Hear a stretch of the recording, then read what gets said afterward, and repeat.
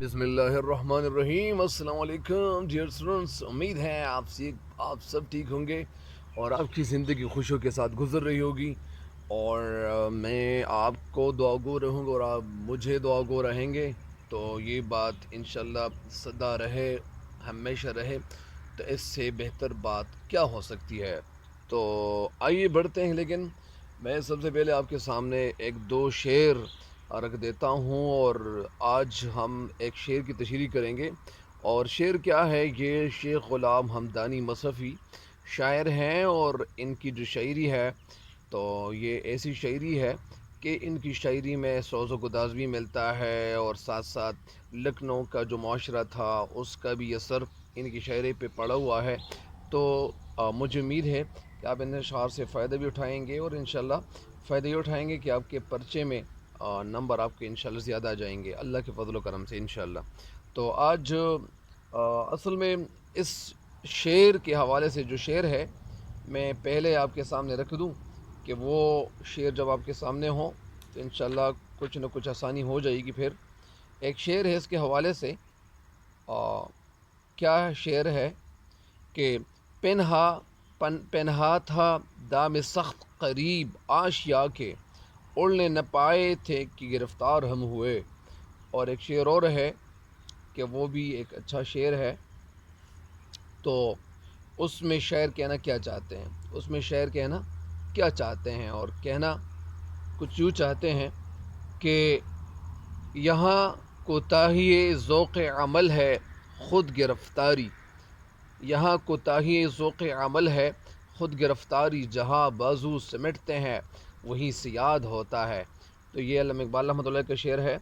अभी शेर की तशरीह की तरफ चलते हैं और शेर क्या है जाए रहम हाल पे या उस असीर के, जो गिरते ही हवा से देहदाम आ गया।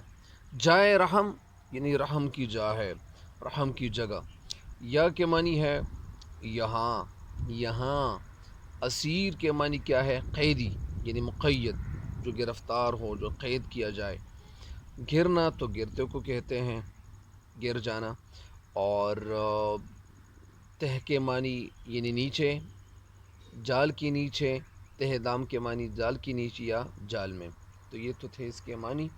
और मानी के बाद आप लोगों को बताता चलूँ कि इसका मफ़हूम क्या है इस शेर का। इस शेर का मफ़हूम बहुत ही अच्छा है। और क्या है इसका मफ़हूम, मैं आपको बताता चलूँ कि इसका मफ़हूम यह है कि शायर इसमें कहना क्या चाहते हैं, शायर इसमें कहना क्या चाहते हैं और कहना कुछ यूँ चाहते हैं। इसका मफ़हूम यह है कि शायर इस शेर में कहते हैं कि इस कैदी की हालत बड़ी काबिल रहम है। उस कैदी का या इस कैदी का हाल की हालत या हाल बड़ी काबिल रहम है, जो अभी ज़मीन पर गिरा ही था कि क़ैद कर लिया गया। यानी वो कैदी जो ज़मीन पे सिर्फ गिरा ही था और फ़ौरन न सिर्फ गिरा था बल्कि अभी गिरा ही था कि उसको मुक़य्यद किया गया, उसको क़ैद किया गया। तो वो उस हालत को बता रहे, बयान कर रहे हैं। और असल में ये हालत किसकी है, यानी ये हालत आदम अलैहिस्सलाम जब दुनिया में उतारे गए, तो फिर जब वो दुनिया में आए, तशरीफ़ ले आए, तो उस वक़्त क्या हुआ था कि आदम अलैहिस्सलाम के साथ साथ यानी वो शैतान जो था तो उसको भी भेजा गया। और जब दुनिया में भेजा गया आदम अलैहिस्सलाम को, तो अभी आजकल जितनी भी जो आदम है यानी बनी आदम है, तो वो जब पैदा होते हैं तो पैदा होते ही इर्द गिर्द जो शैतान होते हैं या इसी तरह वो इस पे हमला आवर होते हैं और इस पे हमला करते हैं। चारों तरफ ये हमलावर होते हैं। इसका एक मतलब तो ये, दूसरा मतलब ये था। तीसरा मतलब इसका ये है मफ़हूम, ये छोटे छोटे मफ़ाहिम आपके सामने रख रहा हूँ। तीसरा मफ़हूम ये है कि ये जो लड़का था ये अभी छोटा था और ये अभी बच्चा था, अभी पैदा हो ही गया था, जवानी पे कदम नहीं रखा था कि इधर क्या होता है, किसी महबूब की मोहब्बत में वो क्या हो जाता है, क़ैद हो जाता है। तो ये तो था इसका तीसरा मफ़हूम। अभी इस शेर की तशरीह की तरफ आप लोगों को लिए चलूँ ताकि ये शेर आपके जहन में सही तरीके से वाज़ेह हो जाए। शायर इस शेर में कहना ये चाहते हैं کہ وہ پرندہ بڑا ہی قابل رحم ہے جو ہوا کے زور سے زمین پر گر جاتا ہے اور گرتے ہی شکاری کے لگائے ہوئے جال میں پھنس جاتا ہے۔ پھنس جانا یعنی گرفتار ہو جاتا ہے۔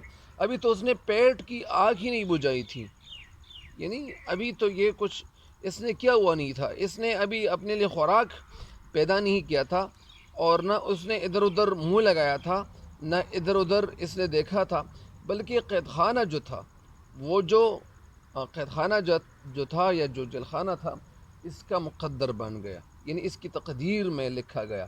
اور اصل میں شعر کا مقصد یہ بھی ہے کہ انسان کو دنیا میں محتاط ہو کر زندگی گزارنی چاہیے۔ یعنی میں آپ کے سامنے میں نے پہلے مطلب لے آیا، پہلا مطلب آپ کے لیے بیان کر دیا۔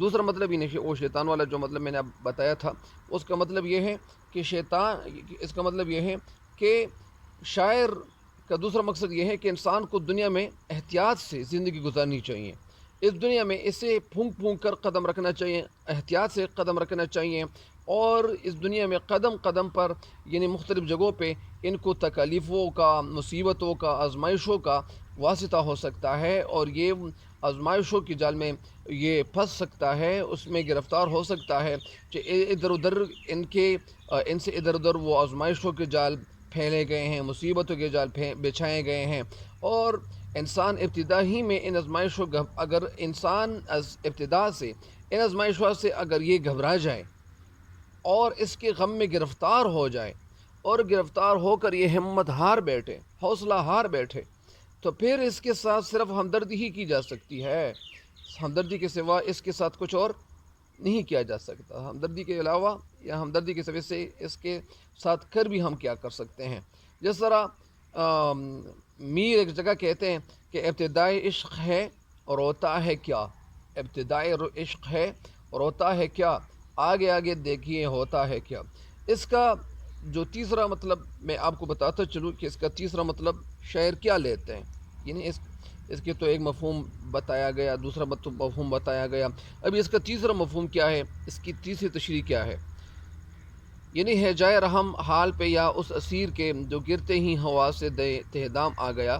اس کا تیسرا مطلب اس شعر کا کیا ہے؟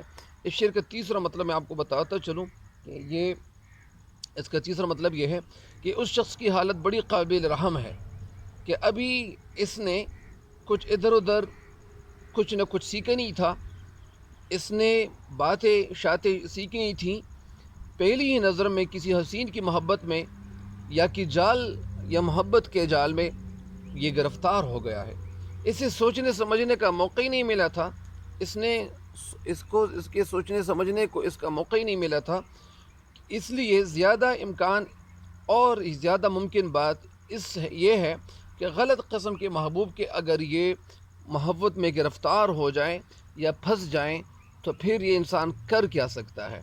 تو یہ تو تھے تیسرے مطالب، اور ایک مطلب اور اگر میں آپ کو بتا دوں کہ وہ مصیبتوں کے حوالے سے میں نے جو آپ کو بات بتا دی، تو آج میں کتاب پڑھ رہا تھا، یہ کتاب کس کی ہے؟ یہ زندگی کا ایک سفر ہے، زندگی کا سفر یہ کتاب ہے، اور یہ کتاب کس کی ہے؟ یہ ڈیل کارنیگی کی کتاب ہے، اور یہ کتاب بھی میں پڑھتا رہتا ہوں، اس سے میں روزانہ کچھ نہ کچھ پڑھتا رہتا ہوں۔ تو اس کتاب میں یہاں پہ میں نے یہ بات سیکھی، اور یہ بات بڑی خوبصورت بات اس میں لکھی گئی ہے کہ اسی قسم کا ایک اور واقعہ، یعنی ایک واقعہ یہ آپ کے سامنے رکھ دیتے ہیں، جو اسکول اور اسباق سے گھبراتا تھا۔ ایک لڑکا تھا کہ وہ سبق سے گھبراتا تھا، وہ کہتا تھا کہ یار یہ سبق تو مجھے نہیں پڑھنا، یہ کام تو بہت مشکل ہے، یہ جوک والا کام ہے، خطرے والا کام ہے، اس میں تو مجھے بڑا خطرہ ہو سکتا ہے۔ اس نے اپنے باپ سے التجا کی، اصل میں یہ پیج نمبر کون سا ہے؟ صفحہ نمبر 19۔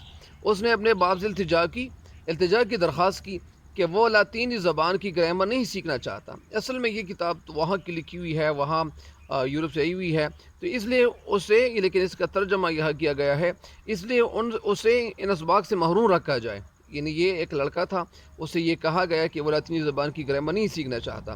مثال کے طور پر اگر ایک لڑکا ہے، وہ کہتے ہیں کہ یار مجھے انگریزی زبان نہیں سیکھنا، یا مجھے وہ اردو گرامر نہیں سیکھنا، یا مجھے عربی گرامر ہے وہ مشکل ہے، وہ مجھے نہیں سیکھنا، تو پھر وہ انسان کیا کر سکتا ہے؟ وہ باپ اس کا باپ جو تھا وہ کہنے لگا، وہ کیا تھا، اس لیے اسے ان اسباق سے محروم رکھا جائے۔ وہ اپنے والد سے کہہ رہا تھا کہ مجھے ان اسباق سے محروم رکھا جائے۔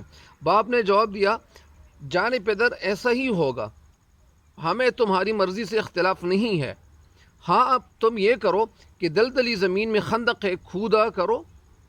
کھودا کر، تاکہ اس زمین کو دلدل سے پاک کر دیا جائے۔ دلدل زمین وہ ہوتی ہے جہاں وہ سیم و تور ہوتے ہیں، اور جہاں وہ جو زمینیں ہوتی ہیں وہ بہت خراب قسم کی ہوتی ہیں، اس میں گھاس زیادہ ہوتا ہے، اس میں ایسے ایسے گھاس موجود ہوتے ہیں کہ اس کو اس زمین سے پاک کرنا یا اس زمین کو پاک کرنا، صاف کرنا، یہ بڑا مشکل کام ہوتا ہے۔ پھر ان کے والد کیا کہتے ہیں کہ ایسی زمین پہ جائیں جان کو لاطینی زبان اسماء ضمیر کی گردان منظور نہ تھی۔ اسماء ضمیر یہ کہ گردان ہے اس کی، اور یہ اس کے طریقے ہیں کچھ تو، لیکن باپ کے نئے حکم سے سرتابی کی جرت بھی نہ تھی، یعنی وہ اس بات کو تو نہیں ٹال سکتے تھے، سرتابی یعنی وہ ٹال نہیں سکتے تھے، یا وہ اس سے کچھ اور طرف نہیں جا سکتے تھے۔ یہ تو نہیں ہو سکتا تھا کہ وہ تعلیم سے بھی فراغت حاصل کر لے، یعنی فارغ ہو جائیں اور کچھ کام بھی نہ کریں، اس لیے بیلچہ اٹھا لیا، بیلچے کو انگلش میں شوول کہتے ہیں، اور صبح سے شام تک دلدلی زمین میں کھدائی کرتا رہا۔ رات کو جب گھر آیا تو سارا جسم جو تھا وہ دکھ رہا تھا، سارا جسم درد کر رہا تھا، اور ہلنے کی ہمت اس کے اندر نہیں تھی، یعنی ہمت نہیں تھی، حوصلہ نہیں تھا۔ اگلے روز اس نے اپنے باپ سے گزارش کی کہ وہ دلدلی زمین میں خندق نہیں کھودے گا بلکہ تعلیم حاصل کرے گا۔ باپ نے اسے منظوری دے دی، اور پھر دنیا نے دیکھا کہ وہ ایک نامور شخصیت بن گیا، اور وہ واشنگٹن کے بعد امریکہ کا صدر مقرر ہوا۔ تو یہ ہے محنت میں عظمت۔ وہ انسان جو محنت کرتے ہیں وہ کبھی ناکام نہیں ہوتے۔ میں نے کبھی ایسا انسان نہیں دیکھا کہ وہ کبھی ناکام ہوا ہو۔ تو اصل میں انسان، اسی طرح کچھ اور کتابیں بھی ہیں، میں نے یہ کتابیں بھی پڑھی ہوئی ہے، اس میں کچھ کتابیں میں نے پڑھی ہوئی ہے کہ دوست بنیے دوست بنائیں، یہ کتابی میں پڑھ چکا ہوں۔ ابھی زندگی کا سفر یہ پڑھ رہا ہوں۔ گفتگو تقریر کفن یہ کتابی میرے ساتھ ہے۔ زندگی سے پیار پریشانی سے نجات یہ کتابی بڑی خوبصورت کتاب ہے، اس میں کاروبار کے حوالے سے بہت اچھی باتیں بتائی گئی ہے۔ اپنی شخصیت کو پرکشش بنائیں، دوست بنیے دوست بنائیں۔ اسی طرح کچھ اور کتابیں بھی میرے ساتھ موجود ہے، لیکن باہر لوگوں کو کھلی کتاب کی طرح پڑھیے۔ ڈپریشن کیا ہے، ڈپریشن کے حوالے سے بھی یہ کتاب میں پڑھ چکا ہوں۔ اس میں ڈپریشن کی کئی جو طریقے ہیں یہ بتائے گئے، سمجھائے گئے، لیکن میں کوشش کروں گا کہ انشاءاللہ کسی دن میں آپ کے سامنے ایسی باتیں آپ کے سامنے لے آؤں تاکہ آپ اس سے فائدہ اٹھائیں۔ تو مجھے امید ہے کہ یہ ویڈیو آپ کو اچھی لگی ہوئی ہوگی، اور آپ اس سے استفادہ ضرور کرو گے انشاءاللہ۔ استفادہ حاصل نہیں کرو گے، استفادہ کرو گے، کیونکہ استفادہ حاصل کرنا یہ بات طویل ہو جاتی ہے، اور یہ اہل زبان کے مطابق یہ اچھا جملہ نہیں ہے، اور اسی وجہ سے ان باتوں کا مقصد یہ تھا کہ آپ ان باتوں سے فائدہ ضرور اٹھائیں۔ مجھے امید ہے کہ یہ ویڈیو آپ کو اچھی لگی ہوئی ہوگی۔ اللہ تعالیٰ تب تک کے لیے میں اجازت چاہتا ہوں۔ اللہ نگہبان۔